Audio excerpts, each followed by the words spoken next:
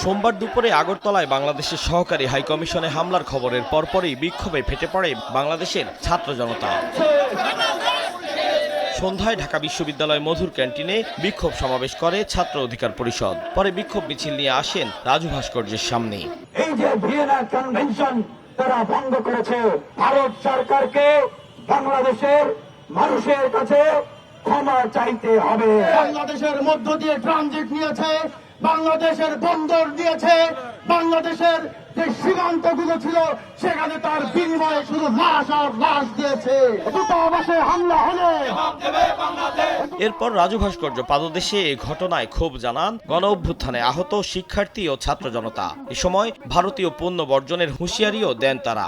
নতুন বাংলাদেশে দিল্লি না ঢাকা স্লোগানের বিপরীতে ঢাকা ঢাকা বলার জন্য যদি একটা মানুষও বেঁচে থাকে, এই একটা মানুষের মৃত্যু পর্যন্ত বাংলাদেশে দিল্লির আধিপত্য বিস্তার করতে দেওয়া হবে না। এর পরপরই রাজু ভাস্কর্যে জড়ো হতে থাকেন সাধারণ ছাত্র জনতা। স্লোগানে স্লোগানে বিক্ষোভ প্রদর্শনের পর মিছিল করেন তারা। প্রদক্ষিণ করেন ঢাকা বিশ্ববিদ্যালয়ের বিভিন্ন এলাকা।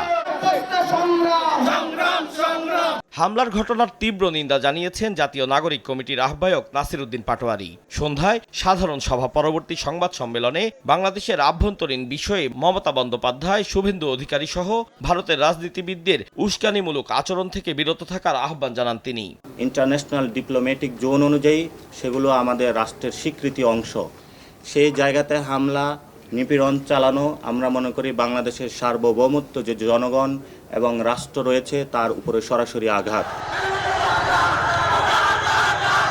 এদিকে সন্ধ্যায় চট্টগ্রামের ১৬ শহর রেল স্টেশন থেকে মিছিল বের করে বৈষম্য বিরোধী ছাত্র আন্দোলন। এ সময় ভারত বিরোধী নানা স্লোগান দেন অংশগ্রহণকারীরা। মিছিল থেকে দেশবাসীকে ঐক্যবদ্ধ হওয়ার আহ্বান জানান তারা। ভারতীয় কোন রকম ষড়যন্ত্র এই বাংলায় চলবে না। আপনাদের সকল দাদাগিরি রুখে দিতে বাংলাদেশ সবসময় প্রস্তুত আছে। এ সময় বাংলাদেশ নিয়ে ভারতকে না খেলার হুঁশিয়ারি দেন বক্তারা। আতাউর কাউসার, সময় সংবাদ, ঢাকা।